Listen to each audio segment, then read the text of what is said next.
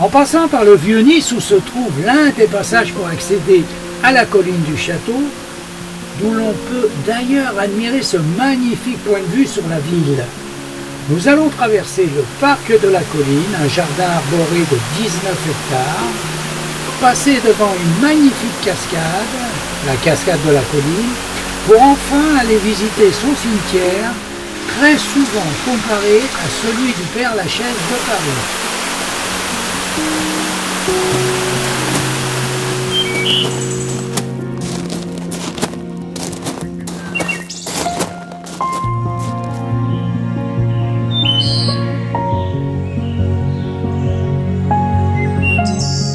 Créé en 1783 à l'emplacement de l'ancienne citadelle, l'aménagement du cimetière est rendu nécessaire par l'interdiction d'enterrer les morts dans les églises du royaume.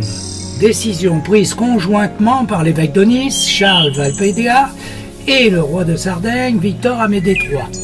En effet, à cette époque, les dépouilles des défunts sont, pour les nobles, enterrées dans les chapelles et les églises de la cité, et dans les fosses communes pour le reste de la population.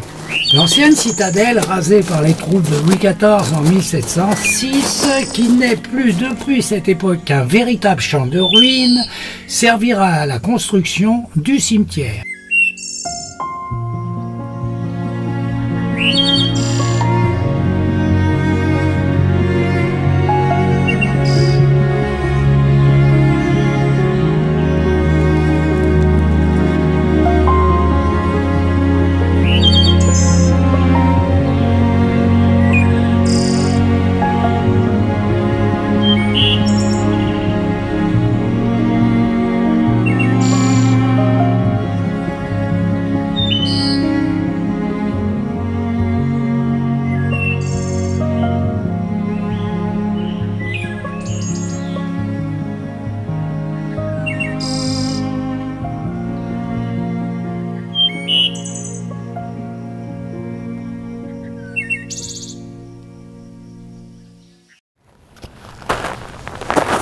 De nombreuses personnalités reposent au cimetière du château. Parmi elles, nous pouvons citer Léon Gambetta, qui était l'une des personnalités les plus importantes lors de la constitution de la Troisième République. Avocat de formation farouchement opposé au Second Empire, élu député en 1869, il proclame le retour de la République le 4 septembre 1870.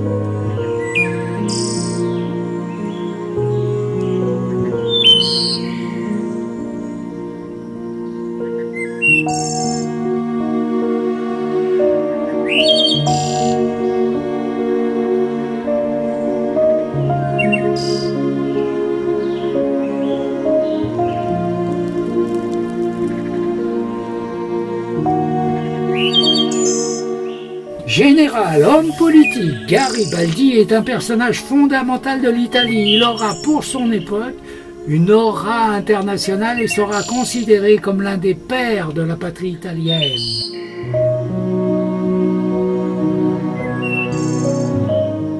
Alfred Van Cleef, fils de diamantaire, épouse la fille d'un négociant de pierres précieuses et donne naissance en 1906 à la célèbre maison Van Cleef et Arpels, avec l'ouverture d'un magasin place Vendôme à Paris. René Goscinny, né en 1926 à Paris, où il est mort en 1977, est un scénariste de bande dessinée, journaliste et humoriste français, également producteur, réalisateur et scénariste de films.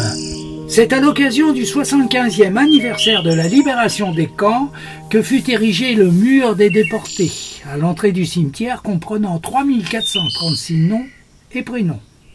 Ce petit film n'a pas la prétention d'être exhaustif, compte tenu du nombre très important des personnalités qui y reposent et qui font partie de notre patrimoine. Hommes politiques, écrivains, actrices, industriels, peintres, joailliers, la liste est longue. Nous avons pris beaucoup de plaisir à la découverte de ce lieu fascinant où se mêlent l'histoire, l'art, la culture. Et peut-être que ces quelques images donneront à certains l'envie d'aller à la découverte de ce lieu de paix et de quiétude.